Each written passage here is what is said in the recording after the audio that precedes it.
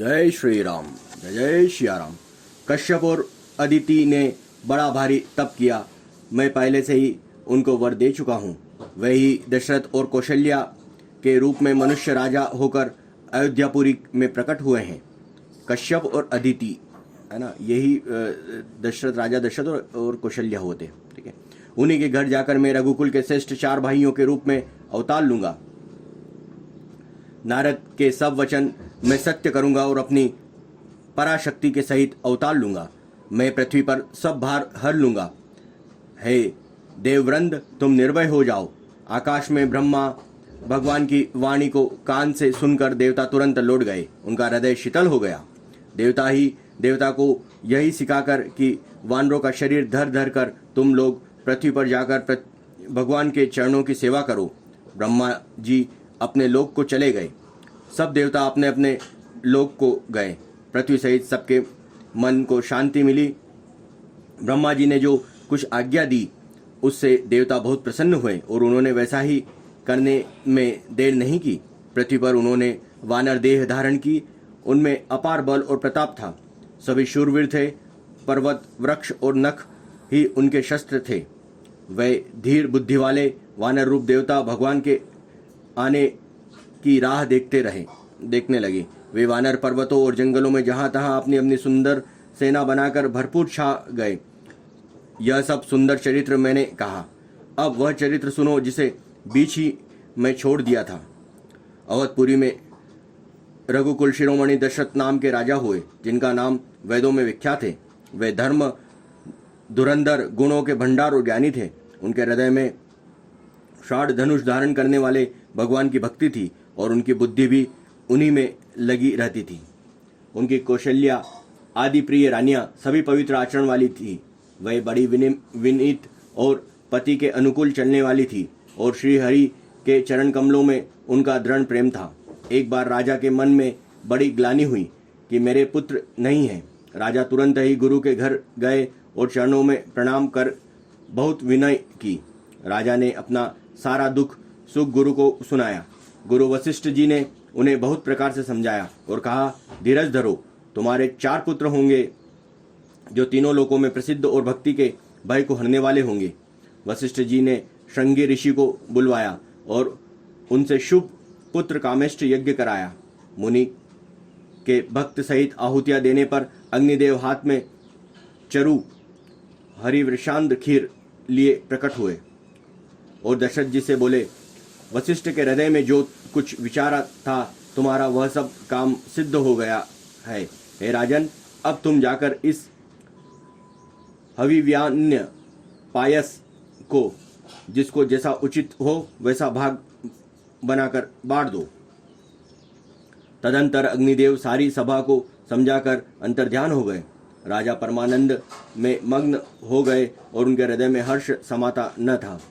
उसी समय राजा ने अपनी प्यारी पत्नियों को बुलाया। कौशल्या आदि सब रानियां वहां चली आई। राजा ने पायस का आधा भाग कौशल्या को दिया और शेष आधे के 2 भाग किए।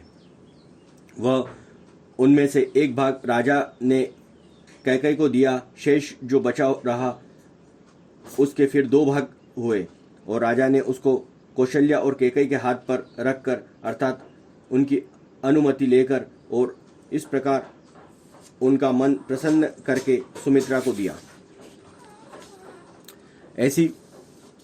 इस प्रकार सभी स्त्रियां गर्भवती हुई और वे हृदय में बहुत हर्षित हुई। उन्हें बड़ा सुख मिला। जिस दिन से श्रीहरि लीला से ही गर्भ में आए, सब लोगों में सुख और संपत्ति छा गई। शोभा, छील और तेज की खान बनी हुई सब रानियां महल में सुशोभित हुई। इस प्रकार कुछ समय सुखपूर्वक बीता और वह अवसर आ गया जिसमें प्रभु को प्रकट होना था। योग, लग्न, ग्रह, वार और तिथि सभी अनुकूल हो गए। जड़ और चेतन सब हर्ष से भर गए क्योंकि श्री राम जी का जन्म सुख का मूल है। पवित्र चैत्र का महीना था। 9वीं तिथि थी। शुक्ल पक्ष और भगवान का प्रिय अभिजित मुहूर्त था। दोपहर का समय था। न बहुत सर्दी थी न धूप गर्मी थी। वह पवित्र समय सब लोगों को शांति देने वाला था। शीतल मंद और सुगंधित पवन बह रहा था। देवता हर्षित थे और संतों के मन में बड़ा चाव था। वन फूले हुए थे। पर्वतों के समूह मणियों से जगमगा सारी नदियां अमृत की धारा बहा रही थी। जब ब्रह्मा जी ने वह भगवान को प्रकट होने का अवसर जाना, तब उनके समेत सारे देवता विमान सजा सजा कर चले। निर्मल आकाश देवताओं के समूह से भर गया। गंधर्वों के दल गुणों का गान करने लगे और सुंदर अंजलियों में सजा सजा कर पुष्प बरसाने लगे। आकाश में घमासान नगाड़े बजने लगे। नाग मुनि और देवता स्तुति करने लगे और बहुत प्रकार से अपनी अपनी सेवाएं उपकार भेंट करने लगे। देवता समूह विनती करके अपने अपने लोक में जा पहुँचे। समस्त लोगों को शांति देने वाला जगदाधार प्रभु प्रकट हुआ। दीनों पर दया करने वाले कौशल्या के हितकारी कृपालु प्रभु प्रकट हुए। मुनियों के मनों को हरने वाले उनके अद्भुत रूप का विचार करके माता हर्ष से भर गई। नेत्रों को आनंद देने वाले मैघ के समान श्याम शरीर था। चारों भुजाओं में अपने खास आयुध धारण किए हुए थे। दिव्य आभूषण और वनमाला पहने थे। बड़े बड़े नेत्र थे। इस प्रकार शोभा के समुद्र और खर राक्षस को मारने वाले भगवान प्रकट हुए। दोनों हाथ जोड़कर माता कहने लगी, हे अनंत, मैं किस प्रकार तुम्हारी स्तुति करूं। वेद और पुराण तुमको माया गुण और ज्ञान से परे और परिणाम रहित बतलाते हैं। श्रुतियां और संतजन दया और सुख का समुद्र हैं। सब गुणों का धाम कहकर जिनका गान करते हैं, वही भक्ति पर प्रेम करने वाले लक्ष्मीपति भगवान मेरे कल्याण के लिए प्रकट हुए हैं। वेद कहते हैं कि तुम्हारे प्रत्येक रोम में माया के रचे हुए अनेकों भंडारों के समूह भरे हैं। वे तुम मेरे गर्भ में रहे। इस हंसी की बात के सुनने पर धीर विवेक पुरुष की बुद्धि भी स्थिर नहीं रहती, विचलित हो जाती है। जब माता को ज्ञान उत्पन्न हुआ, तब प्रभु मुस्कुराए। वे बहुत प्रकार से चरित्र करना चाहते थे, अतः उन्होंने पूर्व जन्म की सुंदर कथा कहकर माता को समझाया। उससे उन्हें पुत्र का वात्सल्य प्रेम प्राप्त हो, भगवान के प्रति पुत्र भाव को हो जाए। जय श्री राम, जय जय श्री राम, जय जय श्री राम, जय जय श्री राम। माता की वह बुद्धि बदल गई। तब वह फिर बोली, हे तात, यह रूप छोड़कर अत्यंत प्रिय बाल लीला करो। मेरे लिए यह सुख परम अनुपम होगा। माता का यह वचन सुनकर देवता के स्वामी सुजान भगवान ने बालक रूप होकर रोना शुरू कर दिया। तुलसीदास जी कहते हैं, जो इस चरित्र का गान करते हैं वे श्री हरि का पद पाते हैं और फिर संसार रूपी कूप में नहीं गिरते। ब्राह्मण, गौ, देवता और संतों के लिए भगवान ने मनुष्य का अवतार लिया। वे अज्ञानमयी मलिना माया और उनके गुण सत, रज और तम और बाहरी तथा भीतरी इंद्रियों से परे हैं। उनका दिव्य शरीर अपनी इच्छा से ही बना है, किसी कर्म बंधन के वश होकर त्रिगुणात्मा भौतिक पदार्थ के द्वारा नहीं। बच्चे के रोने की बहुत ही प्यारी ध्वनि सुनकर सब रानियां उतावली होकर दौड़ चली आई। दासियां हर्षित होकर जहां तहां दौड़ी। सारे पूर्ववासी आनंद में मग्न हो गए। राजा दशरथ जी पुत्र का नाम कानों में सुनकर मानो ब्रह्मानंद से समा गए। मन में अतिशय प्रेम और शरीर पुलकित हो गया। आनंद में अधीर हुए। बुद्धि को धीरज देकर और प्रेम में शिथिल हुए शरीर को संभालकर वे उठना चाहते थे। जिनका नाम सुनने से ही कल्याण होता है, वही प्रभु मेरे घर आए हैं। यह सोचकर राजा का मन परम आनंद से पूर्ण हो गया। उन्होंने बाजे वालों को बुलाकर कहा कि बाजा बजाओ। गुरु वशिष्ठ जी के पास बुलावा गया। वे ब्राह्मणों को साथ लिए राजद्वार पर आए। उन्होंने जाकर अनुपम बालक को देखा, जो रूप की राशि है और जिसके गुण कहने से समाप्त नहीं होते। फिर राजा ने नांदी मुख श्राद्ध करके सब जात कर्म संस्कार आदि किए और ब्राह्मणों को सोना, गौ, वस्त्र और मणियों का दान दिया। ध्वजा, पताका और तोरण से नगर छा गया। जिस प्रकार से वह सजाया गया उसका तो वर्णन ही नहीं हो सकता। आकाश से फूलों की वर्षा हो रही है। सब लोग ब्रह्मानंद में मग्न हैं। स्त्रियां झुंड की झुंड मिलकर चली। स्वाभाविक श्रृंगार किए ही वे उठ दौड़ी। सोने का कलश लेकर और थालों में मंगल द्रव्य भरकर गाती हुई राजद्वार में प्रवेश करती है। वे आरती करके निछावर करती है और बार बार बच्चे के चरणों पर गिरती है। मागध, सूद, वंदीजन और गवैये रघुकुल के स्वामी के पवित्र गुणों का गान करते हैं। राजा ने सब किसी को भरपूर दान दिया, जिसने पाया उसने भी नहीं रखा, लुटा दिया। नगरी की सभी गलियों के बीच में कस्तूरी, चंदन और केसर की किच मच गई। घर घर मंगलमय बधावा बजने लगा, क्योंकि शोभा के मूल भगवान प्रकट हुए हैं। नगर के स्त्री पुरुष के झुंड जहां तहां आनंदमय हो रहे हैं। कैकेयी और सुमित्रा, इन दोनों ने भी सुंदर पुत्रों को जन्म दिया। उस सुख, संपत्ति, समय और समाज का वर्णन सरस्वती और सर्पों के राजा शेष जी भी नहीं कर सकते।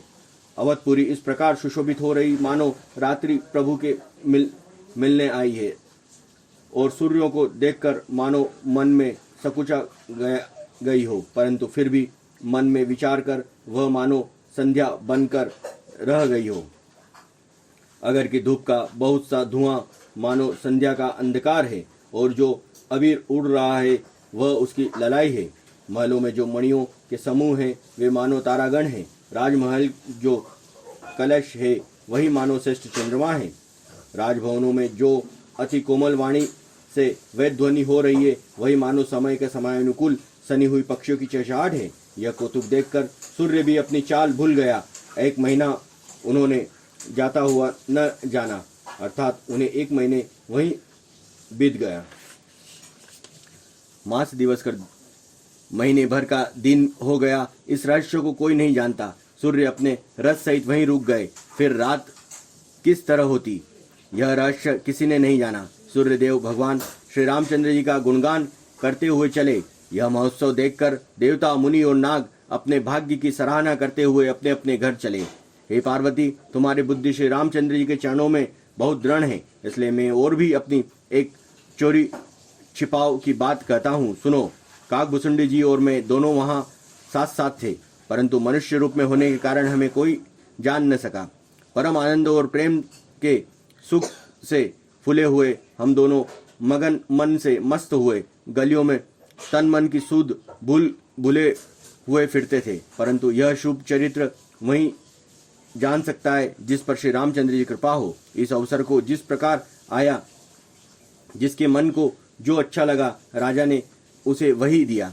हाथी, रथ, घोड़े, सोना, गोए, हीरे, भांति भांति के वस्त्र राजा ने दिए। राजा ने सबके मन को संतुष्ट किया। इससे सब लोग जहां तहां आशीर्वाद दे रहे थे कि तुलसीदास जी के स्वामी सब पुत्र, चारों राजकुमार चिरंजीवी दीर्घायु हो।